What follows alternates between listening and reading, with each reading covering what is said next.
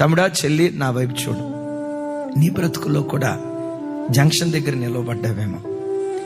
జీవితంలో ఏ స్టెప్ తీసుకోవాలి, ఎవరి యొద్దకు వెళ్ళాలి, ఎవరు నాకు ఆశ్రయం ఇస్తారు, ఎవరు నన్ను ఆరాధిస్తారు, ఎవరు నాకు చేయూతనిస్తారు, ఎవరు చేయి చాపి నన్ను పట్టుకొని లేపుతారు, ఎవరి యొద్దకు వెళ్ళాలి, ఎవరి యొద్దకు వెళ్ళాలో తెలియక ఒక జంక్షన్ దగ్గర నిలవబడ్డావేమో. నా వయసు 30 సంవత్సరాలు వచ్చింది. ఏ ఉద్యోగంలో స్థిరపడలా, ఏ వ్యాపారంలో స్థిరపడలా. రేపు నా వివాహం ఎట్లా, రేపు నా భవిష్యత్తు ఏంటి, రేపు నా జీవితం ఏంటి?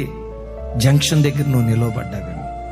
ఇటు వెళ్ళాలో తెలియక ఇటు అటు తొక్కిసలాడుతున్నటువంటి నీ బ్రతుకులో నీవు ఆరాధించే నీ దేవుడు ఎవరో తెలుసా?